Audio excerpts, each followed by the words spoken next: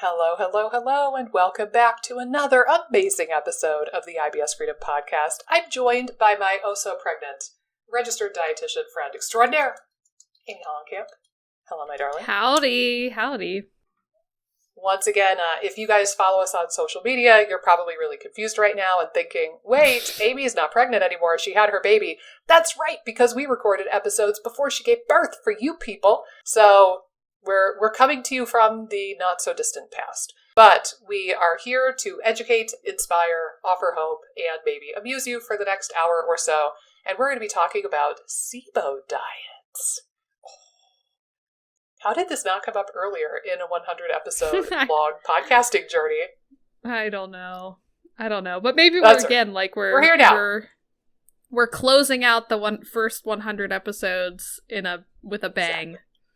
Exactly. Well, and this is such a big topic too. Like, we could really talk about it for so long, but let's maybe preface the idea of this before we get into the nitty gritty of the 3 or 4 diets we're going to talk about. Let's just say, like, why would somebody with SIBO think that they need to have a special diet, right? Like, let's just start with that foundation. I mean, we could even, like, on the count of 3 say it, but they think they need to starve the SIBO, right? Like, yep. You can't feed the bacteria because then they're going to grow, they're going to populate the gut, and then you're going to be stuck with SIBO forever. Oh my gosh. And as we mentioned with the context of low FODMAP, the original intention with some of these diets, like low FODMAP, was really just to keep symptoms manageable so that you can live your life and function while you're treating the SIBO. But then along the way, I don't know when it happened, somewhere along the way, we got into this mode of, oh, you're starving the diet, or you're starving the bacteria. And I don't know if that's as intrinsically true as we want it to be. But do you want to comment on that at all, Amy? That's kind of my commentary at this point. Yeah, I mean, that's the underlying thread of every one of these SIBO diets, is that you need to starve the SIBO. And again, it's interesting just coming off the low FODMAP episode, because I think you're right. Low FODMAP has always been about symptom reduction in the IBS space. And again, I feel like it's been sort of taken out of context and thrown into the SIBO space. And then all the other diets kind of followed and manipulated the low FODMAP even more. They're sort of offshoots of low FODMAP.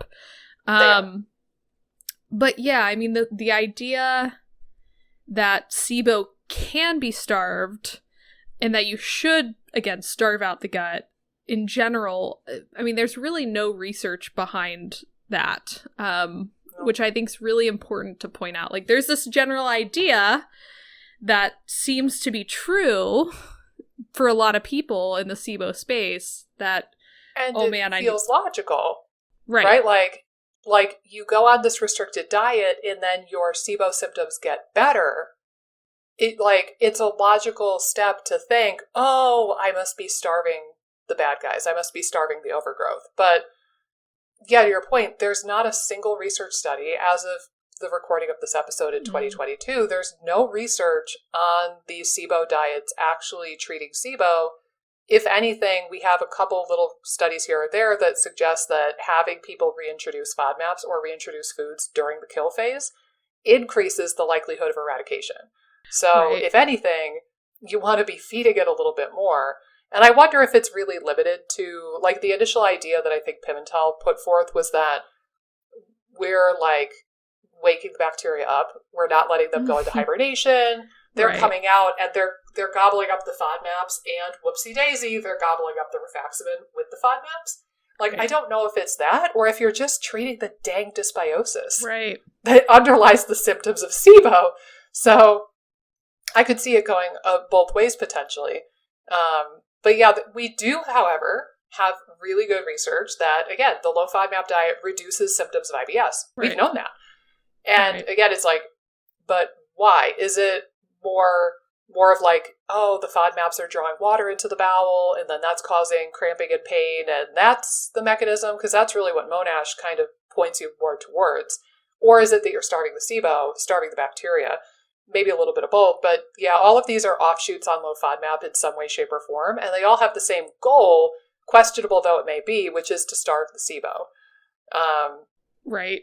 And I almost even hypothesize, too, that sometimes if you're restricting these fibers, like fermentable fibers, or restricting some of these, like, foods from the SIBO-based diet to starve the SIBO, just the general initial reduction in gas production and fermentation could feel relieving in some ways. And I also wonder if, and this goes back to the dysbiosis point, you know, when people remove some of these foods and feel better, I think they instantly think, well, I'm not feeding the bad guys anymore. Like, that's kind of the initial thing. But I almost wonder, maybe you just didn't have quite enough of the good guys yet to really tolerate some of the fibers. So I wonder that a lot too. You know, if you go to your GI doc or something and they're like, you need to try a high fiber diet because you're constipated or whatever, and you jump from like not very much fiber to a super high fiber diet, you know, you might have gas, bloating symptoms like that, because your gut just doesn't have the bugs quite where they need to be to break down some of those fibers in an efficient manner.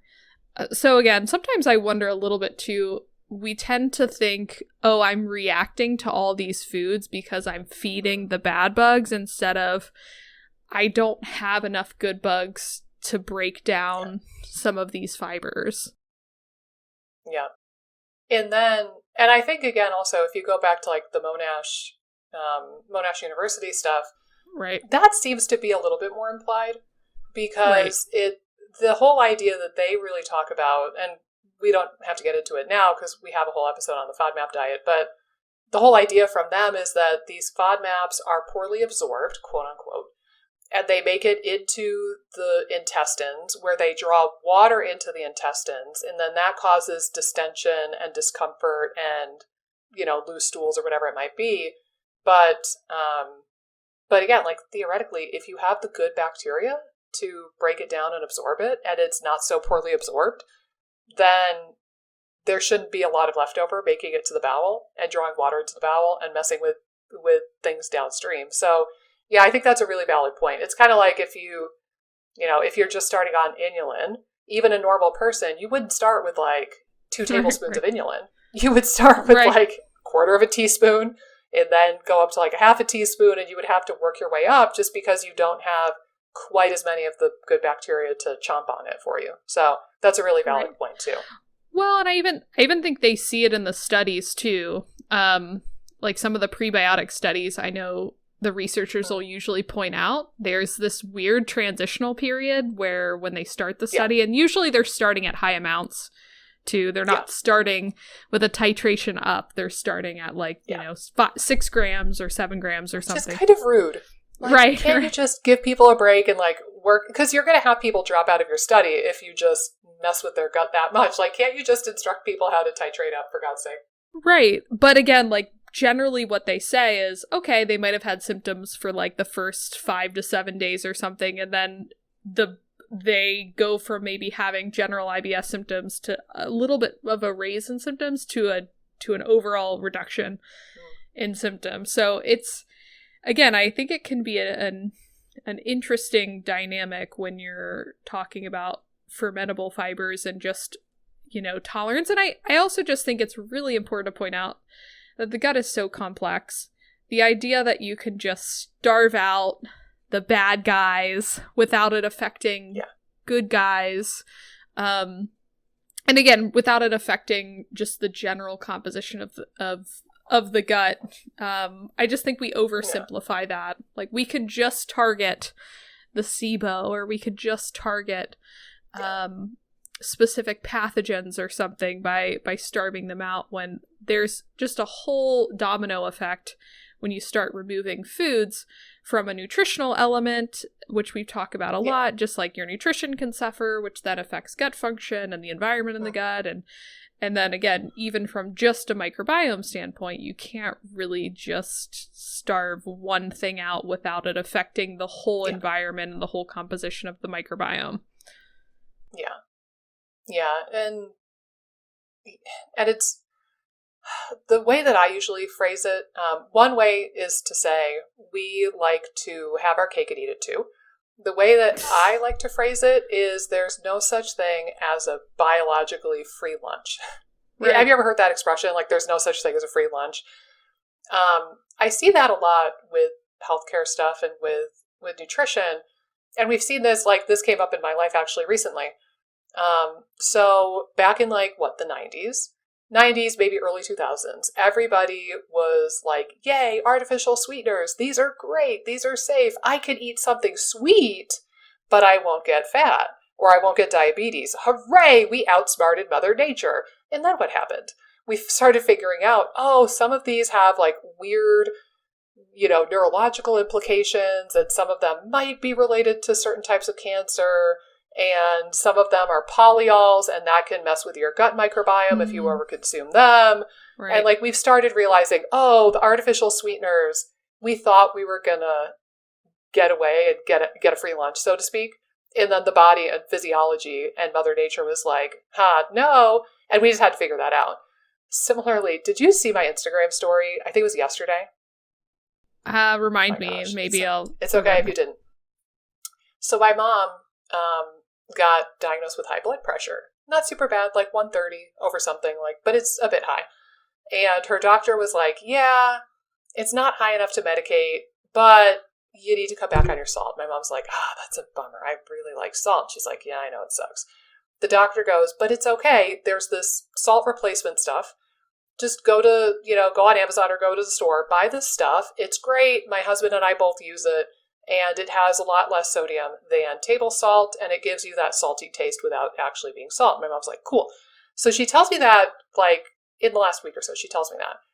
And then over the weekend, we were there, and she was making, like, potato salad and stuff for Memorial Day. And she's sprinkling some stuff on her food, and I was like, oh, you got the stuff. How is it? And she's like, yeah, it's pretty good. Like, it is. It's not totally sodium-free, but it's lower, and I'm getting used to it. She's like, I think it's pretty good. I was like, okay. And then my brain finally woke up and I went, wait a minute, this sounds like the artificial sweetener thing.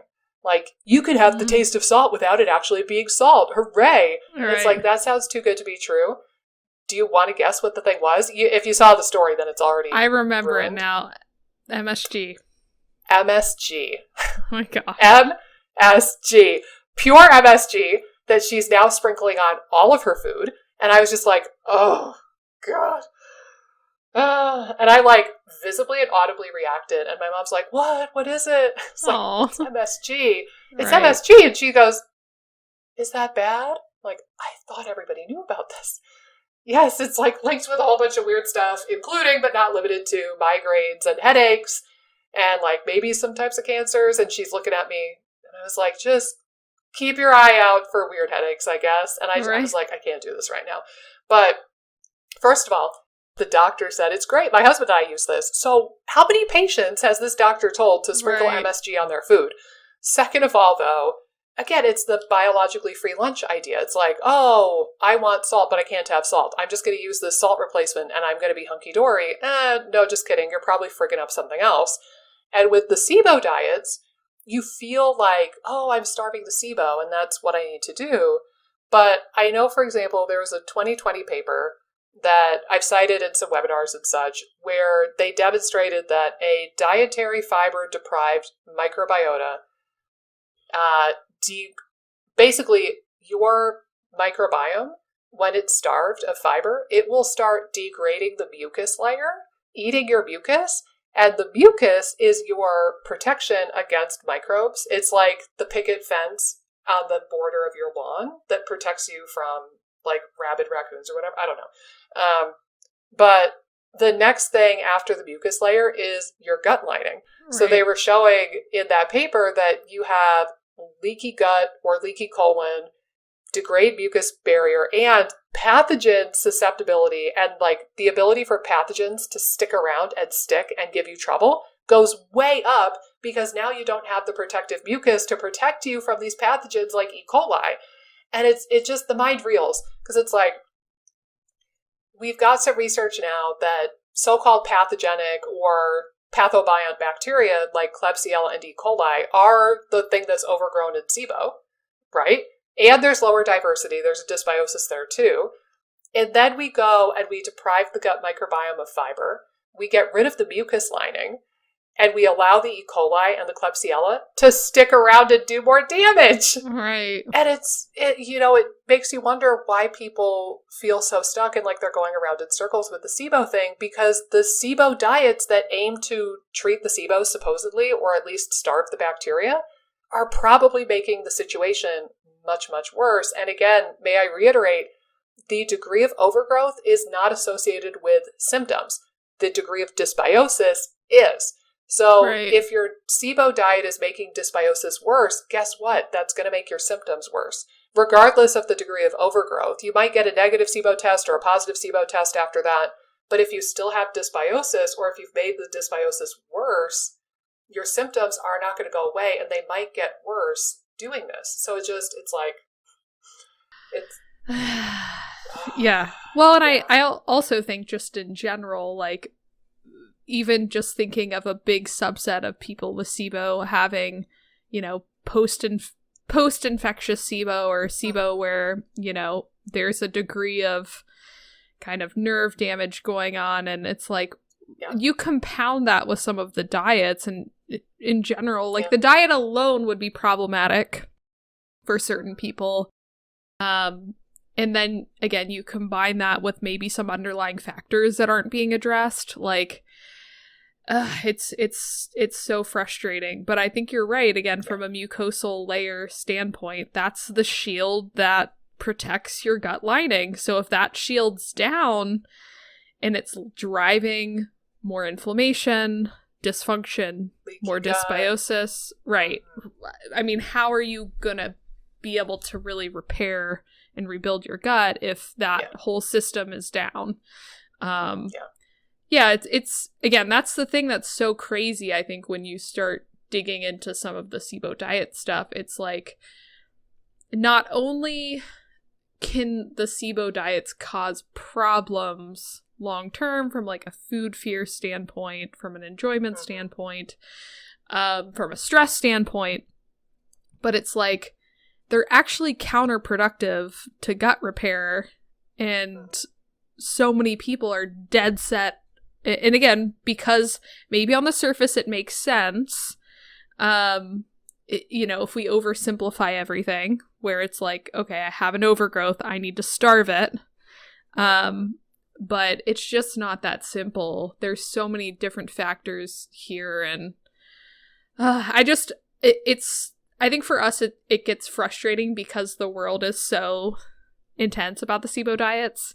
I think it's getting a little bit better, but I just always tell people and clients that I work with, like, there is a trend with clients that I work with. The longer they've restricted, the more restrictions they have, probably the worse they get. And again, this is a generalization, but from a trend standpoint, this is what I see all day long. The longer someone's restricted, the more restrictive they've been, the worse their gut is, the kind of bigger hole that's being dug. And then again, a lot of the people that maybe they've made some adjustments, but like haven't necessarily totally dove in for a long period of time, or maybe they kind of just have not been as strict. Sometimes they tend to be the easiest, a little bit easier to manipulate, from or easier to get some progress much quicker. Whereas again, the longer you've kind of been on the diets, the longer the road is, I think, to recover. Just because you have to dig yourself out of that hole and then address the other things in addition to the original hole. Right. So I just think it's always important to recognize, like, more restrictions are not better. Is the general trend that I've seen. Yeah. And again, like, I'll just mention this before we get into some of these specific diets. Symptom management is very valuable. We're not saying, just because we say so, go eat all the things immediately, and what the heck are you doing, you big dummy. We're not saying that. Like, it makes sense why people get stuck in this pattern. It makes sense from, the perspective of, you restrict your diet, you feel a bit better. You restrict your diet more, you feel a bit better.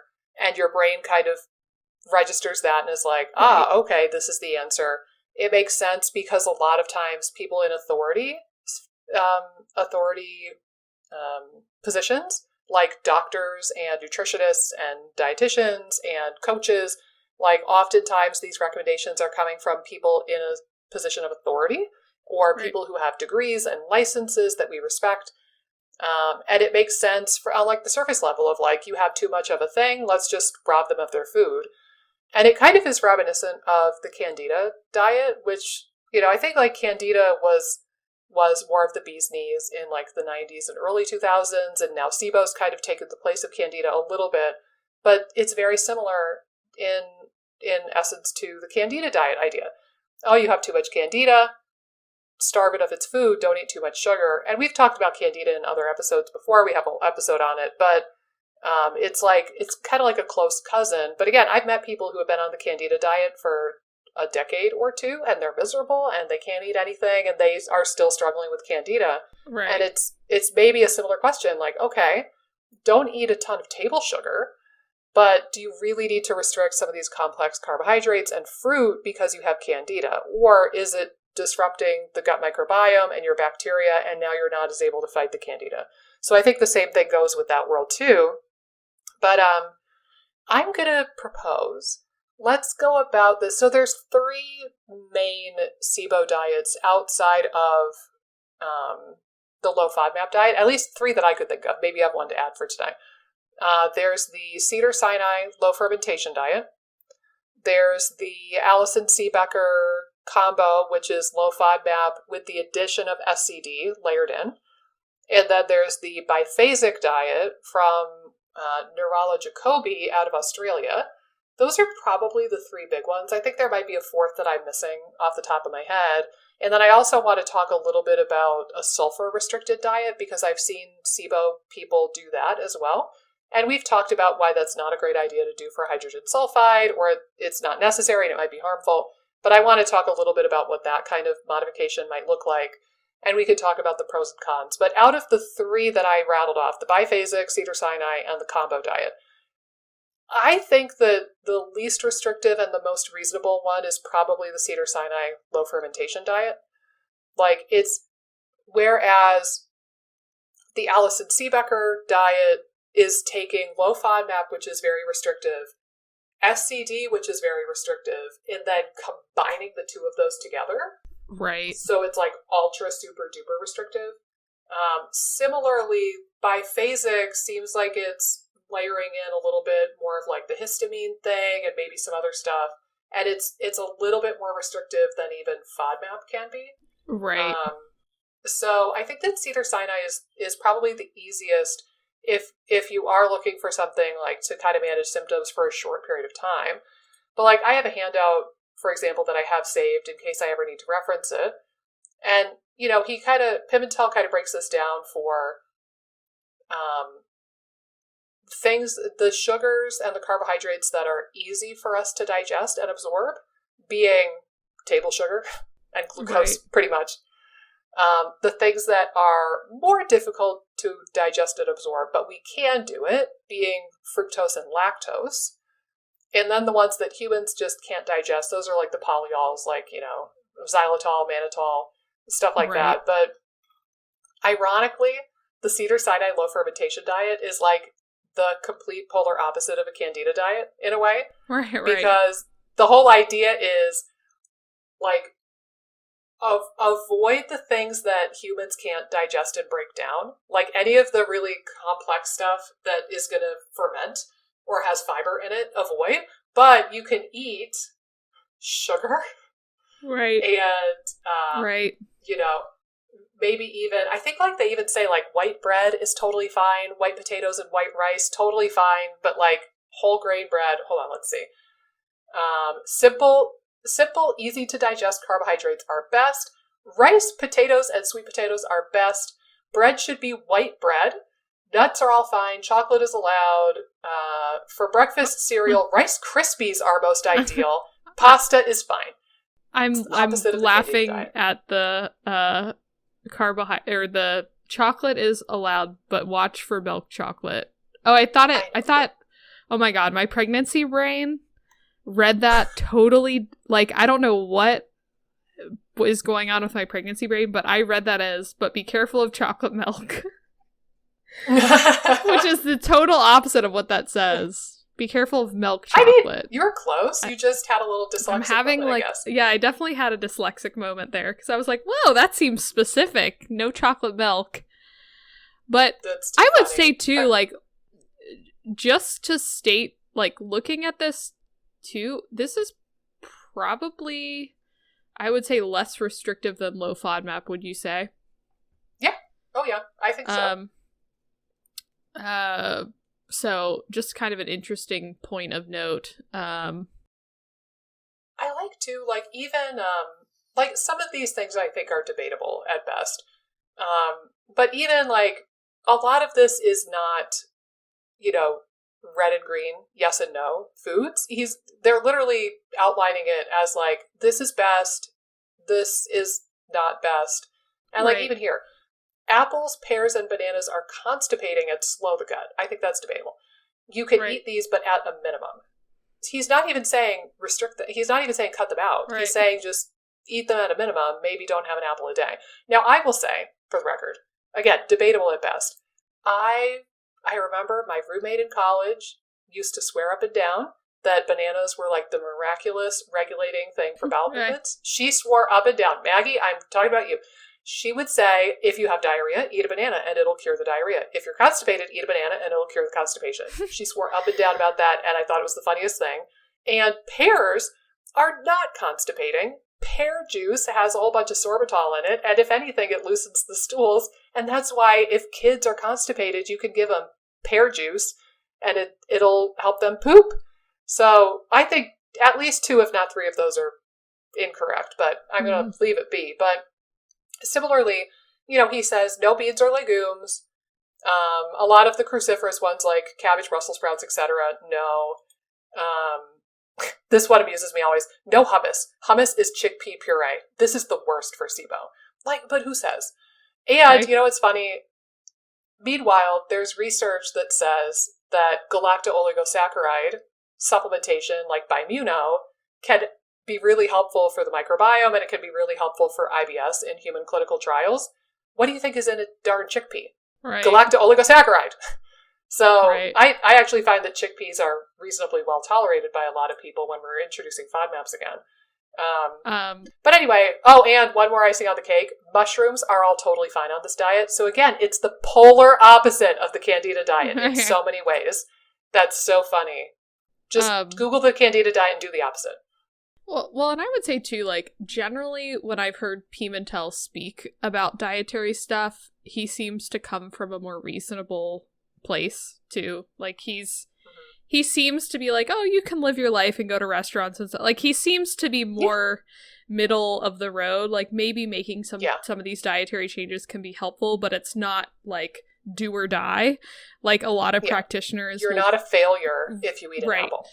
Right, exactly. Which I really appreciate, because I think if you're comparing it to more of the mentality of, you know, the SIBO specific SieBecker type protocol, which is way more intense, kind of like red, green, good, bad list. It's a lot more intense and feels, you know, not more of a reasonable option. Ooh, are you standing? I am. I had tried to mute my microphone for a minute there so that people... I mean, it's a very quiet desk, actually, so I probably didn't even need to do that. But yeah, I got tired of sitting on my caboose, so I'm going to stand for a little bit now. Nice. I've definitely become addicted to the standing desk life. Yes. It's lovely. Especially with the presets. It's so easy. Nice. But yeah, I think that I agree with your assessment. I think that he's more moderate on the diet part. Maybe it's in part because he's a medical doctor, so he probably has very little training in nutrition specifically. Now, he might have dietitians who work with him or work in the clinic, like, so he might just outsource that, right? But I think that medicine, for better or for worse, is not as diet emphasized. And in the case of SIBO, that actually might be the best thing on earth in a weird way, versus naturopaths, chiropractors, certainly nutritionists and dietitians. Like, those fields are going to be much more nutrition focused.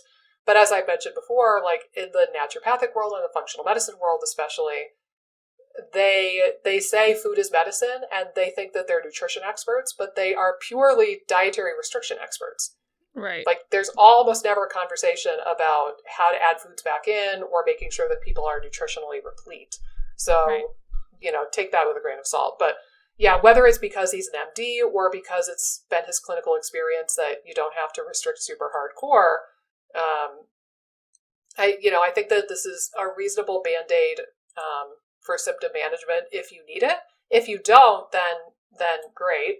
But which one do you think, if you had to pick one that is the next least restrictive, like we're working our way from least restricted to most restricted, which one would you choose, Bi-Phasic or Alison SieBecker's diet? I'd probably say Bi-Phasic is a little bit less restrictive, especially kind of on the second phase part. Would you agree? Yeah, that's how I was leaning. I was like 60-40 leaning towards doing Bi-Phasic next, but I was curious about your take. And I will say part of it is like, I literally have the PDFs on my other screen right now that I'm looking at, because my goal 99% of the time is to get people off of these wretched diets. Right. I'm almost never the one prescribing them. Exactly. I have had some occasions where I've prescribed low FODMAP before. Again, right. It's not super frequent for me, but I've had a few cases where that seemed appropriate. But I'm almost always seeing the people who are already on these diets, and then I'm helping pull them off. So I just have these as reference, for myself. And that way I can kind of refer back. I'm doing the same. Yeah. And that's why we're cosmic littermates. That's why we're podcast buddies. We're pod people together. I picked you for this pod for a reason when I messaged you. Yes. I do. I was like, she's the one for me. But in some ways, I really appreciate like the handout, the guide that you can get online about the Bi-Phasic diet. It covers what is SIBO, what can happen, like if there's too much bacteria in the small bowel and you have SIBO, it can damage the microvilli, and then leaky gut causes malabsorption of nutrients and the motility, and I appreciate that she has that info in here. I do wonder, like, I would love to see a good quality study where they look for malnutrition versus malabsorption in SIBO specifically. Like, right. I really think, and we've talked about this before, but I really think that actual malabsorption is quite rare with SIBO. I don't think it's a big thing for a lot of people. I think what's happening is that most people are under-consuming, and then maybe they're trying to Band-Aid with like a supplement or something, but I think that a lot of people are just undershooting on a lot of nutrients, and then they come back low on everything, and they're scratching their head, and they think, I'm doomed, I have malabsorption. I don't think blatant malabsorption is that common with SIBO, to tell you the truth. I don't either. Like, especially in terms of the macros, like, maybe you could argue some of the micros, like, vitamins and minerals.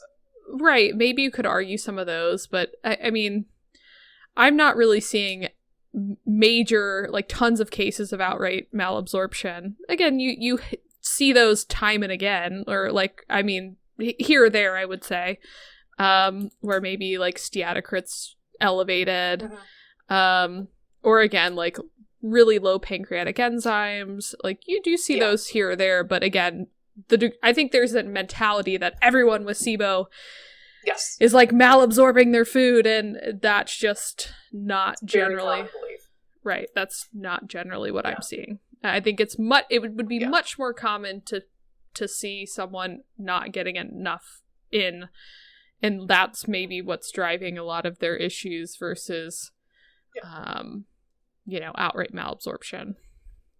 Well, and I think that part of that is laziness on the practitioner's part a lot of the time. I think, doctors and people throwing that around, like, oh, look at all these deficiencies, you have malabsorption, this is really serious.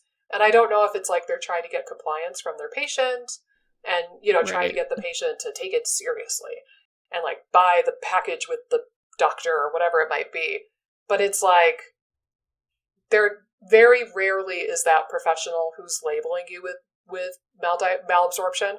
Very rarely are they actually having you do a food diary or looking at your intake with any great deal of scrutiny. They might have you do a food diary, but it's like, yeah, it looks healthy. Like, you know, okay, you're not eating Pop-Tarts. We're cool. So yeah, like I would be very suspicious of anybody who tells you that you have malabsorption if they have not seen several days, if not a week's worth of like a really good quality food diary that tracks the amount of stuff you're taking in, the calories, the macros, etc. And as a side note, this is something that I'm kind of working on in the background for my YouTube channel. I'm going to be doing a video or 2 or 3 about malabsorption and doing a bit of a literature deep dive and seeing, is there like a marker that we can run to rule it in or rule it out more effectively? So I'm in the process. I have a bazillion tabs open on my computer right now, and I've started. What I do is I just fall down the PubMed rabbit hole, and I like search for all the search terms I want, and I do all the filters. I open up like 8 million tabs in one window, and then I have like a Word doc, and I pull them all into the Word doc, and I include the titles and the links and stuff. And then I go back through later to that list, and I highlight the ones that look really good, really juicy, really useful. And then I'll start reading the full articles and pulling the PDFs and going through it. But I'm kind of at like the very beginning of that research process right now. So stay tuned in a couple months probably for that. But let's get into Bi-Phasic because we forgot that that's what we were doing. And I want to mention also, she does mention here right in the front page that she's also mindful of SIFO, small intestinal fungal overgrowth, which, you know, that could be a good thing because we know probably 30-40% of people with SIBO probably have fungal overgrowth as well, like candida in the small bowel. So it's great that she's trying to be mindful of some of this stuff. You know, the degree of restriction is definitely something to behold. Phase 1, well, you want to speak to this? Because actually I forgot that this breakdown kind of always confuses me the first time I look at it. I would have to kind of take a pause and read through it a little bit more to really comment on it. Yeah, I think phase 1, again, you can either do like the like, again, there's different versions of the phase 1. You can do it like restricted, or the semi-restricted, or that's what makes it a little bit more confusing. The semi-restricted adds more foods in to the phase 1. And I'm seeing here, like, it says phase 1 restricted diet. Everyone starts with this diet. Right. Some have to stay on this diet for the entire 6 weeks. How quickly you move to semi-restricted depends on how quickly your symptoms improve. Okay. So, there's a handful of things. Like, it looks like when you move into semi-restricted, you get back parsnips, for example, like a little bit of moderate FODMAP stuff like zucchini, asparagus, Brussels sprouts. So you start leeks. Right. You can start adding some of those back in. It looks like... Right. There's a lot of, like, interestingly enough, and again, I know FODMAP does this, but there's a lot of, like, a high intensive focus on amounts. Which, again, like SieBecker's diet does that too. Yeah, again, like that just, I think, so hard to determine, like measuring out vegetables each time. It's exhausting. Right. Well, even like, okay, 10 grapes. So is 11 grapes going to be a deal breaker? Like if I'm munching on grapes in front of the TV and I lose count, am I hosed? I think this is part of like the food fear and the food kind of PTSD that people get into is like, particularly with these 2 diets, when you're counting and quantifying everything, it gets super overwhelming. Versus again, like Pimentel Cedar Sinai diet, it's like, okay, like apples aren't the best, so just eat other fruit instead. Or, you know, brown rice and whole grain bread isn't the best, so eat white bread instead. But he doesn't make a big deal out of if you have like a serving of something with more fiber. Right. Well, and I think, again, like, his feel a little bit more like general rules of thumb versus, like, absolute 10 grapes is your limit, or else, you know, there's a little bit more of an intensity around the recommendations. I will say, too, like, I like the general rule of thumb standpoint. I know there's been some more recent research, and this is more low FODMAP research, but where they've done a little bit more of a limited low FODMAP. Like, do you have to go full low FODMAP to get the benefits? Because it seems like, again, even limiting the biggest culprits tend to do the trick versus having to eliminate everything. And I think that's something really important to recognize, too, about all these diets, is that they tend to jump more extreme than you need to go versus going into it with the mindset of, I want to eat as broad as possible, as broad as I can tolerate. And I think, unfortunately, there's that jump to the, like, hyper vigilant, hyper restrictive end to remove anything that anyone with gut symptoms could possibly react to, versus having more of a nuanced approach of, you know, like, if you're apprehensive about doing some of this stuff, is there a middle ground of, like, what are the biggies that 90% of people might have more of an issue with that you could remove versus, you know, grapes, which, you know, a lot of people do just fine with grapes. And I feel like this is such a good point. I feel like, so many people would honestly do just fine and have decent symptomatic control if they cut back, like, let's say beans, wheat, barley, rye, like the gluten-containing grains, and onion and garlic. Right. Like, those, even that amount of restriction for a period of time could really help a lot of IBS symptoms. And then you can focus on getting those back in, but it's a heck of a lot easier and less intimidating to add back in, like, 5 or 6 foods as opposed to this massive list. Right. Or start making yourself paranoid thinking, for example, almonds, 10 each, or 2 tablespoons of almond flour, or almond milk without added thickeners. And it's like, it makes you dizzy. I don't know about you, but we do nutrition counseling for a living. I don't want to do this diet. Right. I would do a lot of other diets before I did this one because I don't want to count anything. I would do AIP again before I did this one, because at least AIP, it's a little bit more clear yes, no, and it's less confusing and less daunting. But I feel like any normal person would start feeling like, oh God, if I eat 11 almonds, I've, like, failed on my diet today. Right. And that's going to drive anybody nuts. But I think, you know, this model of nutrition, it's not uncommon. So I'll take, for example, the paleo diet. Knowing that a fair amount of people with autoimmune conditions are reactive to grains in some way, shape, or form, it's just easier, and you get more clout, you get more followers and diehards if you just do a blanket approach and you're like, all the grains out. Right. And then it's like all the people who are gluten sensitive, that's an automatic win. But then the obscure people who are, like, sensitive to oats or, you know, sorghum or something, like, you capture those people too, and then you get all these followers who think that paleo is amazing. And but they don't realize that they can play with it, and maybe they can add back in a whole bunch of the grains, and they don't need to restrict that badly. But also, it's easier to sell somebody on a diet if you paint something as bad or evil.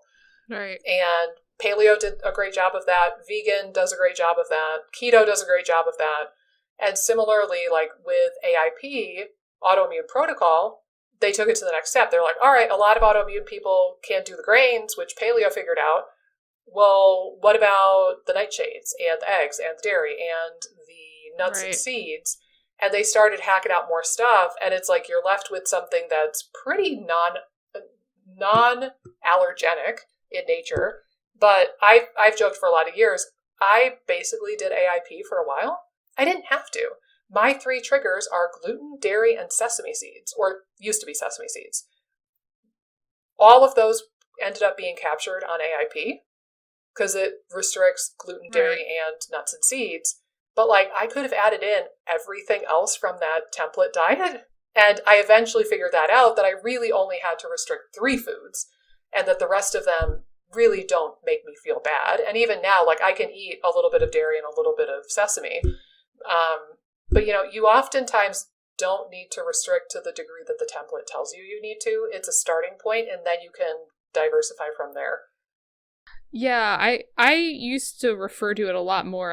Again, it's just been a while since I've referred to it as this. You almost need to find like your SIBO sweet spot, like your SIBO diet sweet spot. If you're trying to control symptoms, again, you're in that phase, you need to figure out the foods that for you, again, are generally more problematic. And sometimes looking at the list can be helpful. So like what you're saying, even just like reviewing some of these diets and saying like, do I actually have a problem with that? Oh yeah, I think I do. Or like, maybe again, starting at a more kind of general one, like Pimentel's, where it's like, oh, you're removing the beans, like removing like some of the biggies, and then seeing how you do. But I also just think even reviewing the list and seeing like, is there anything that's jumping out at you as like, oh yeah, like I remember I had that recently and that didn't sit well. Like even just trying to kind of give an analysis of, just by looking over the list, if anything jumps out at you. But there might be a ton of foods on there that you're like, oh, I do totally fine with this. Like, I would trust your body more than the yes and no lists. And that's sort of about finding your own individual sweet spot that's going to be helpful at reducing symptoms, but not too restrictive to where you could get nutritional deficiencies and stress and food fears developing. Right. Yeah, and that's something I really think, like, if you follow, like, mainstream FODMAP within the SIBO world, there's no discussion of that.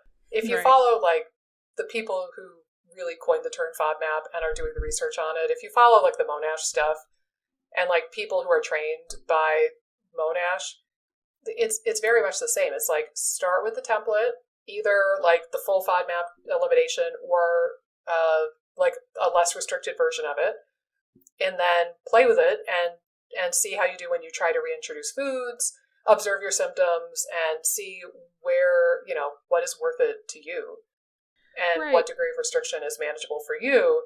Like, there was never this conversation of like, low FODMAP's the best ever and FODMAP foods are evil and everybody needs to avoid them forever because they're evil. Like, they're not evil. They can just trigger symptoms for people with IBS, that's all. Right. Well, and again, I think the intended use of low FODMAP was not for you to just be on this diet forever to control symptoms. It was to kind of help you isolate what are the things that might be more problematic for you from a symptom standpoint. That was the goal of low FODMAP. It was never you just stay on this diet forever. And one thing I will say about Bi-Phasic is I do like that they try to have at least some time frames. So... you know, be on this for 4 weeks and then another 4 weeks of phase 2 or whatever. Having some time frames, I think, is helpful just because, you know, the low FODMAP piece, a lot of people are just going on that indefinitely and kind of going on some of these things more indefinitely. But, you know, it's one of those things where you have to have some sort of time frame and a reintroduction period. And so I do appreciate that about her, is it does seem like there's at least some time frames that she throws out that seem rather reasonable.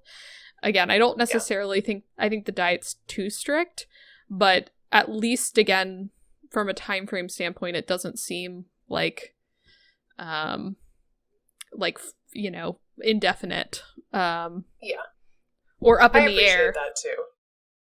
Yeah, I appreciate that too.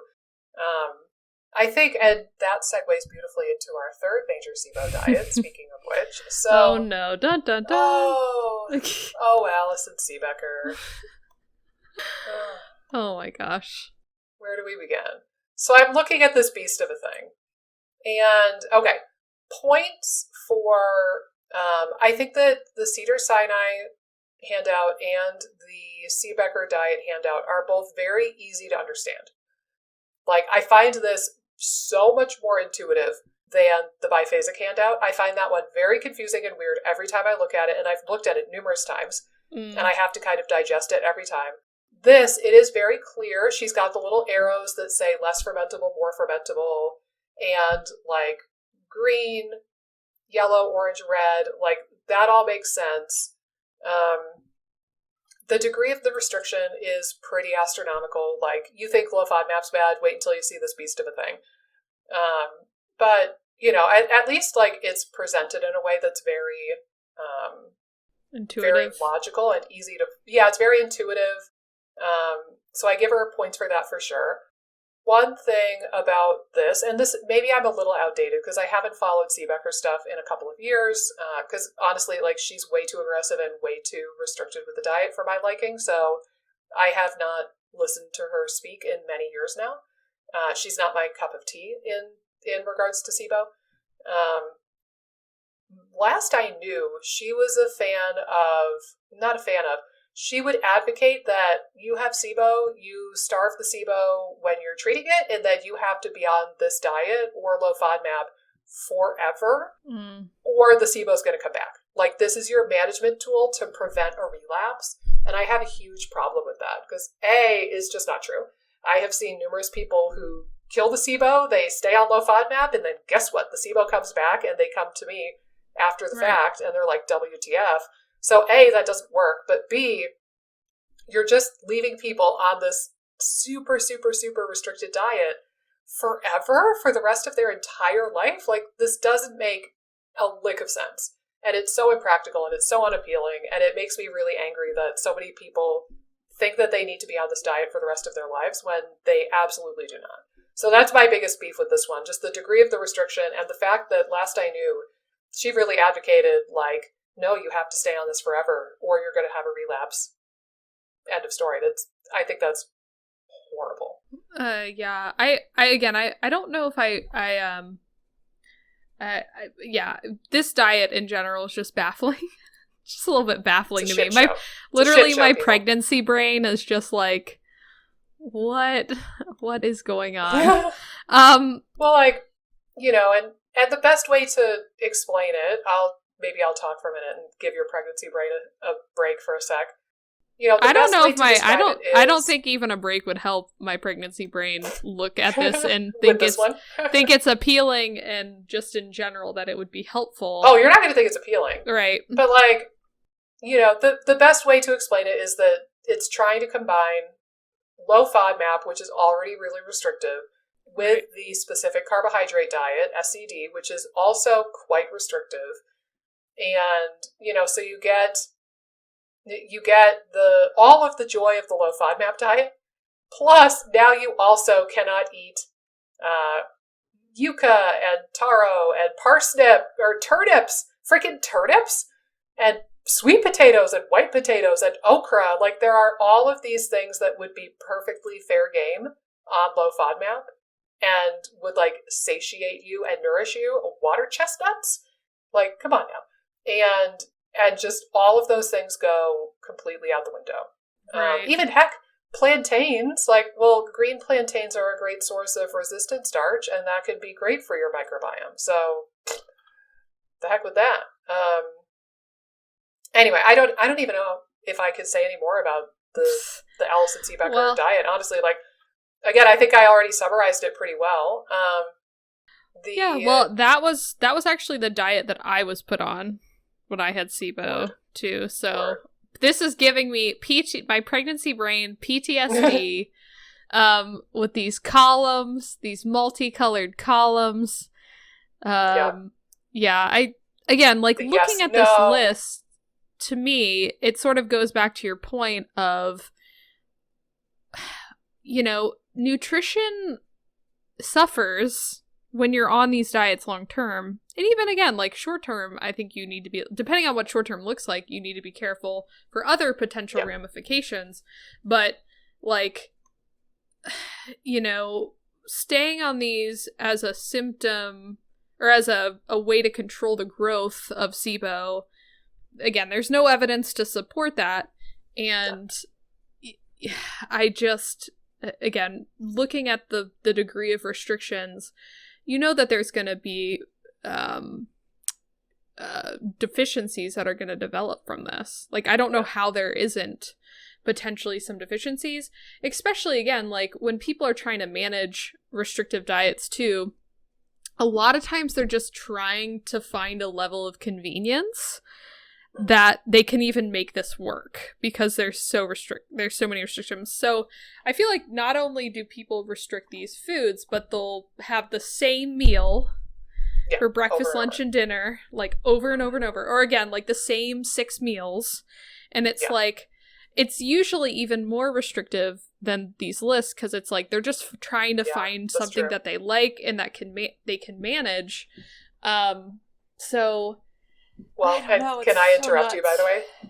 To further take away any hope of convenience, I noticed that on the Allison SieBecker handout, it specifically says canned foods. No, that's SCD illegal. That's in the red column. And I chuckled when I saw that. Like, oh man, like, you really can't eat anything. I mean, you can, obviously you can. But again, and I'll point out too, this is another diet that is really big on counting stuff, which I get. FODMAP does that to a degree too. But I think that the bigger thing to know is like for low FODMAP, if you're in the elimination phase of low FODMAP, for example, there's really no safe amount of garlic. And it stinks because it's delicious. Like, you could do garlic oil, but there's no safe amount of garlic because garlic is that high FODMAP that it's going to be high FODMAP no matter what the dose. But when you get into something like zucchini, you know, if you have a bit of zucchini, it's actually not high FODMAP, but if you have a whole crap ton, like if you've got a ton of it in your garden and you're just eating it by the fistful, then that zucchini can be high FODMAP, so keep your wits about you for that. But again, it's not that, like, it's bad or evil or anything, and it's not even that it's going to feed the SIBO. It's like, just be aware of it, because when people can't identify their pattern, it makes you want to tear your hair out, right? So somebody will be like, I ate zucchini yesterday and I felt fine, and then I ate zucchini today and I feel like garbage. Oh my God, what's going on? I'm so complicated. It's like, well, if the amount was different, maybe that was still a FODMAP reaction. So it can be helpful to know that there is this, like, dose dependency. It can be helpful to know what are, like, super, super, super high FODMAP, like wheat, onion, garlic, versus kind of medium versus genuinely low that you can just consume to your little heart's content. But again, like, seeing the list like this with, like, red and green, yes and no, good and bad, with the portion sizes and the degree of restriction, and it's dizzying and it's so frustrating, and it's really not worth the hassle. So it's, again, and my goal is almost always to get people off of these horrible diets, so I can't really speak from a ton of clinical experience in prescribing them anymore. But yeah, I think we covered all the things with those 3. I wanted to share another one. I wouldn't say it's a common SIBO diet, but sometimes this gets layered in as well, which is low sulfur specifically. Mm-hmm. So this is becoming talked about more because of hydrogen sulfide, which is one of the 3 gases of SIBO. And you can have hydrogen sulfide overgrowth in the colon as well. And we have a whole episode on hydrogen sulfide, so go check that out. It was a great one. They all are, let's face it, they're all great. But, you know, it's again, similar logic, right? Oh, I have excess gas production, which is sulfuric in the intestine. Therefore, I need to limit sulfur because the bacteria can't make the hydrogen sulfide gas if they don't have sulfur. Bada bing, bada boom. Fixed it. And A, that's not what happens. But B, well, hydrogen sulfide is actually protective in low doses. I don't know if that gets enough airtime, really. There's a little bit of that info about that now. But what I have found, I don't ever recommend a low sulfur diet for SIBO or IBS. There is one very specific population of patients who I've recommended a very temporary, like 1 to 2 week reduction in sulfur to. All of them have been people with very severe ulcerative colitis who are in the middle of a flare. It sometimes can help because, like, we keep doing this research trying to identify the state of dysbiosis that is characteristic for a certain disease. So there's all this research looking at, well, what does dysbiosis look like for UC? What does dysbiosis look like for celiac disease? What does dysbiosis look like for Hashimoto's? And I think that that's going to be limitedly useful. I think that it's going to vary from person to person. But there's a fairly high amount of hydrogen sulfide producer dominant dysbiosis in UC. And, if somebody's in the middle of a flare and, they're having mucousy bloody diarrhea, they don't know if they have to go on steroids or go get a scope, and they're really terrified, it can be useful to what I'll typically do with that population, depending on the person, is I'll either have them limit their sulfur intake for a week or two, or maybe also like concurrently reduce like things with seeds and little particles like nuts and seeds and berries with a lot of seeds, and like roughage like salads and greens. I'll kind of have them reduce those things for a week or two just to get the flare under control while we're pounding the snot out of anti-inflammatories. And it can be really helpful. I'm not saying like, don't be dumb. If you're really flared up, you might need to go to your GI doctor or even the ER. So don't be dumb about it. But I have seen that be helpful with some of my UC patients. But I've never once recommended sulfur restriction in SIBO for a couple of reasons. You need sulfur. Your body needs sulfur. The heck with the bacteria. You need sulfur. You need sulfur to make glutathione, which is the most abundant, important antioxidant in your entire body. You need sulfur to make the mucus in your intestines, and that protects you from the bad gut bugs and the pathogens.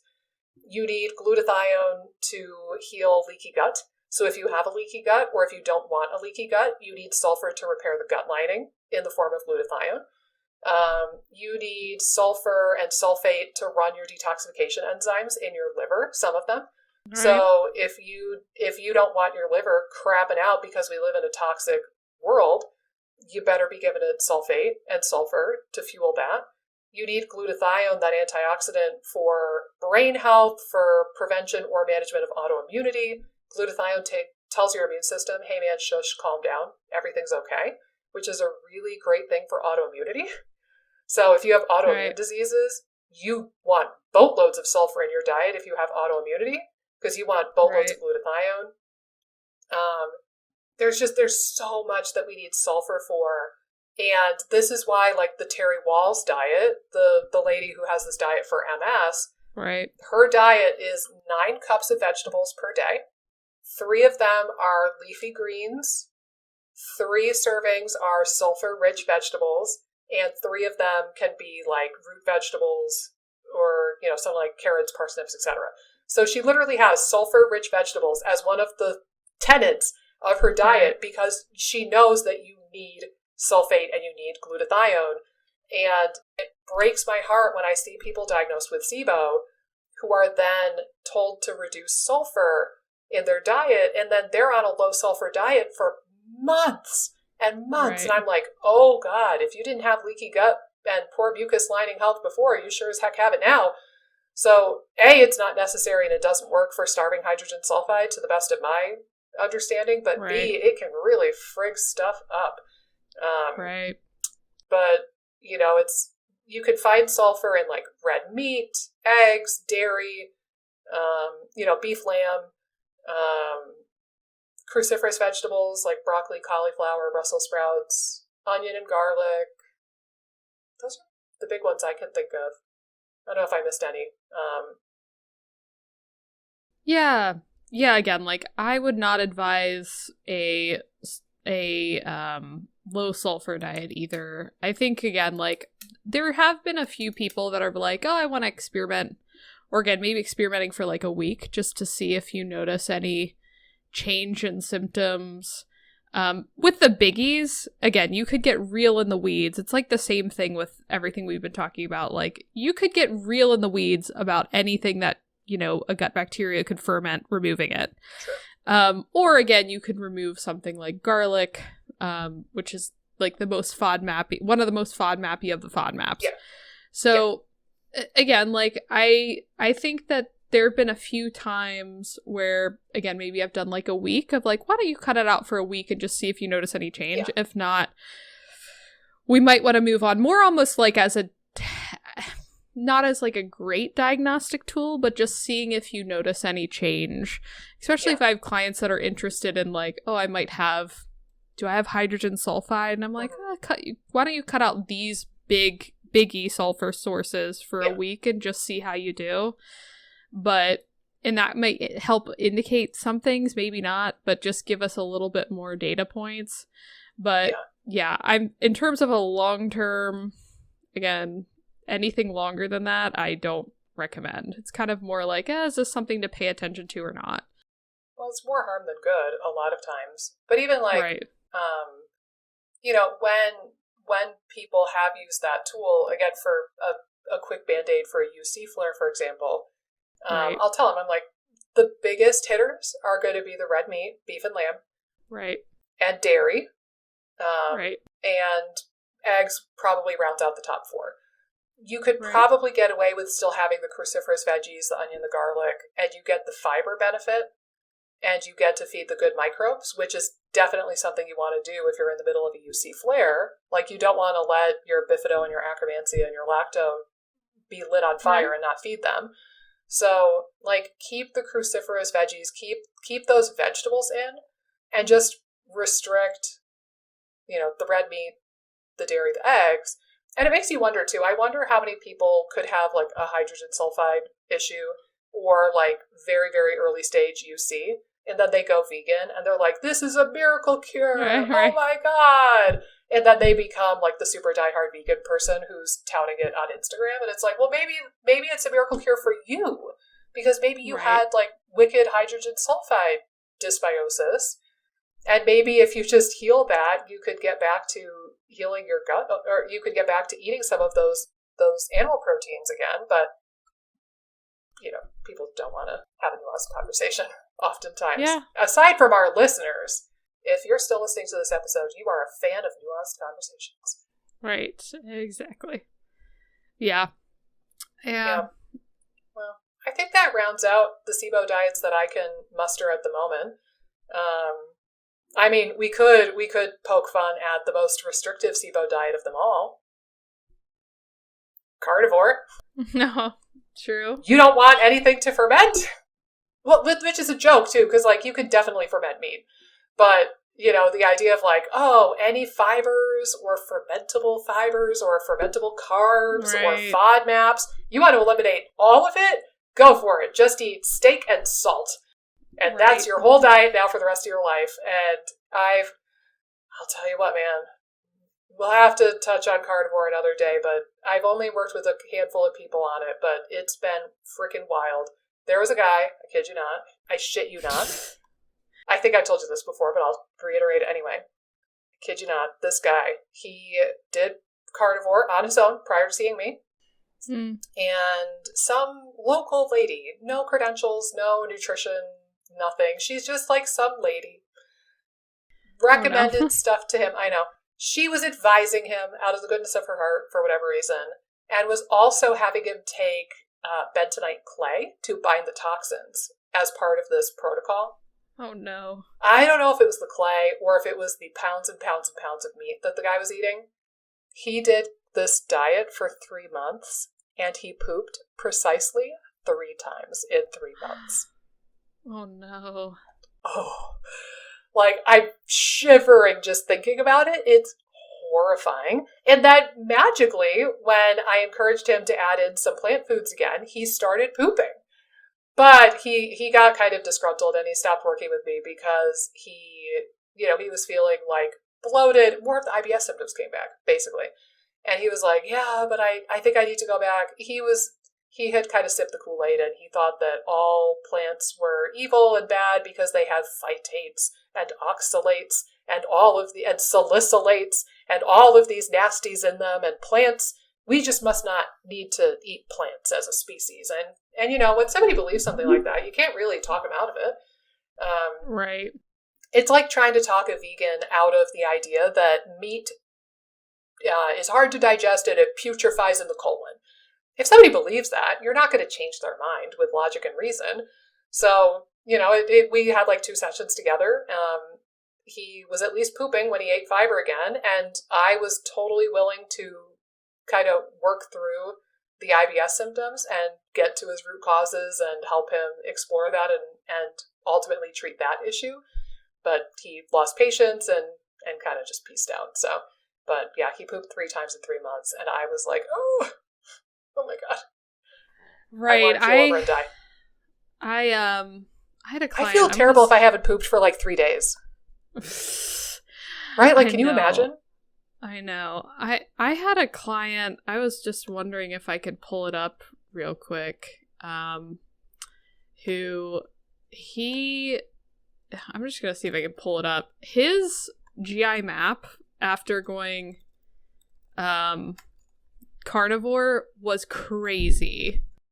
Not surprised. And again, like, it's just nuts. Oh, I'm being locked out. Great. Hold on. That's right. Well, I can share something. I'll share something for a second while you work on that. And again, I know I've shared this with you already, but I'll share with the listeners. And I don't know why I'm sharing this even, just like because it's laughable and cringy. So a gentleman, we talked about him in the weight loss episode. He came to me, he had been working with a local functional medicine clinic, who has a staff nutritionist who he had worked with. The doctor and the nutritionist both thought it was just fine that a non-overweight man lost 40 pounds doing their restricted SIBO diet. They both thought that was totally fine. I would give the medical doctor a pass, but the fact that the nutritionist did not blink an eye at that just pisses me off so much. And he was doing paleo, low FODMAP, and low sulfur. So he was combining 3 restricted diets, which is insane.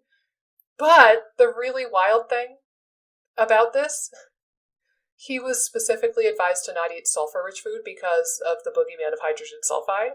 He was supplementing with glutathione. The same clinic, the same doctor, had him supplementing with glutathione. And I was very surprised to see that and inform him that, well, they're telling you to avoid sulfur in your diet, but then they're giving you a supplement with a boatload of sulfur. You open up a glutathione capsule, and it is pure sulfur that hits you in the nostril. It is so sulfury. Like, if anything was going to feed the hydrogen sulfide producers, it's the damn glutathione he was on. Not if he went and had, like, a burger and maybe a couple scrambled eggs. Oh, my gosh. Oh. So anyway, again, I think I just needed to use this as talk therapy to talk about that, because I'm still shaking my head in disbelief from that. Okay, so I found this guy's GI map. So he had high Campylobacter on his GI map. So I don't know if he was he doing raw milk? I don't think so. Do you remember if he was doing like raw milk as part of it? Okay. No, I don't think so. I think he was literally just doing kind of straight carnivore. And then he had Shiga-like toxin E. coli showing up. But, like, it makes me wonder if you're eating tons of meat, if you could have a higher, potentially higher exposure to some of these food poisoning type things that are in the meat. Well, I think I'm not an expert in carnivore, so don't quote me on this, but I think sometimes in carnivore they encourage you to undercook the meat a bit to, like, maintain the nutritional value of it. So that could be a piece of it. Yeah, but really high calprotectin, higher steatocrit, like higher, just kind of, again, a little bit of a more intensive picture. And I've had a few other people that have been in carnivore and have seen some gut-related changes, and it's always kind of wild. It's more of like a wild ride when you're looking at their microbiomes. And again, luckily this guy wasn't on it too long and was able to get off. So I was looking at this stool test, and he had already been off carnivore, so it was kind of a pass test. But it was just, like, so interesting to look at, because it's like, oh, this definitely was not the best option for your gut, based on how your microbiome's responding. But yeah, it's wild. Well, like I said, it cuts out all the things. The only population who really theoretically wouldn't see some short-term symptomatic relief from that degree of restriction is people with alpha-gal who have red meat allergy because of a tick bite. Shy of alpha-gal, though, you would think, like, if you had any degree of SIBO, you would think that a couple days on that, you'd be like, hey, this is great. But then the long-term ramifications are horrifying, to say the least. Right. But anyway, well, now that we're going to give each other nightmares thinking about these restricted diets and your PTSD from your SIBO journey and my PTSD dealing with the guy who had pooped 3 times in 3 months, I think that's a pretty good way to wrap up the episode. So, there's options abound when it comes to SIBO diets. You can Google SIBO diets. You can go on YouTube and search for SIBO diets. There's a million of them. But really, I think the big thing to know at the end of this episode is only restrict to the degree that is necessary for you to remain functional. Like, if you're having really bad abdominal pain or cramps or really bad bloating and diarrhea, and it impedes your ability to go to work and live your life, then by all means use one of these symptomatic Band-Aids to manage your symptoms while you try to treat the root cause of what's really going on. But please don't stay on them forever. And if somebody's told you that you have to stay on them forever, I would delete that from your brain. Delete that from your brain. Install this new program on it. I think that is incorrect, and it's so sad that a lot of people have been told that. But as always, we will see you in the next rockin' episode of the IBS Freedom Podcast in our countdown to episode 100 and CC's arrival. Holy moly. Holy moly. All right, guys. Talk to you very soon.